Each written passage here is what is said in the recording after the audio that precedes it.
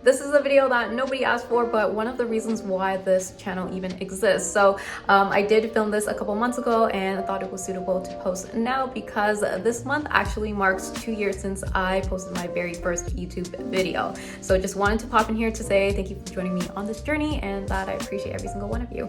Hope you guys enjoy. Hello everyone, Tiffany here. I haven't done one of these in a hot minute and I wasn't actually planning to, but I felt inspired, so here we are.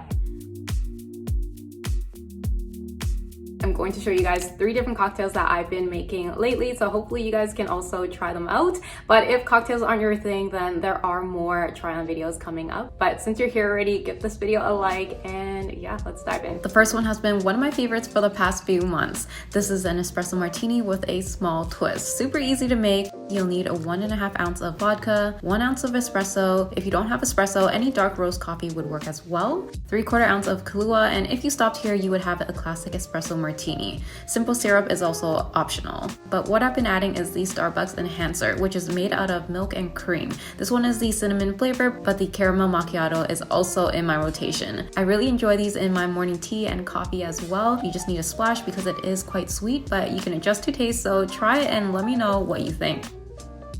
Give it a good shake for about 10 to 20 seconds and pour it into a coupe glass. You can garnish with 3 coffee beans and enjoy. The next one is a Yuzu ginger spritz. Key ingredient here is the pre-made base from Miku Toronto.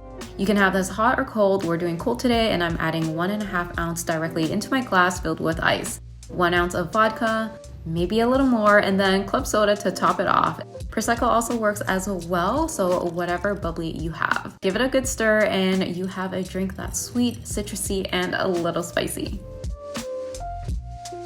Okay, so I think I might have nailed this one. If you're Canadian, you'll know this as a Caesar, which is a Bloody Mary to the rest of the world. Caesars are known as the hangover cure, not backed by science, but it does contain vitamins and nutrients to aid in the recovery process, but it also just tastes good even without the alcohol. You can also make all of these mocktails if you wanted to. So I've rimmed the glass and added 2 ounce of Caesar mix. You can find clamato juice in your local grocery store, 1.5 to 2 ounces of vodka, 3 to 4 dashes of Worcestershire sauce, and I've received this truffle flavored hot sauce recently as a gift, which adds a bit of a spicy kick, but completely optional. Mix all the ingredients together and pour into a glass filled with ice. Garnishing is also really important, so get creative. You will want the essentials like celery, lime, pickles, and olives. Bacon would also be amazing, but I have my little shrimp here hanging off the side. And yeah, that's it for this video. Let me know what your favorite drink is at the moment, and I'll see you guys in the next one.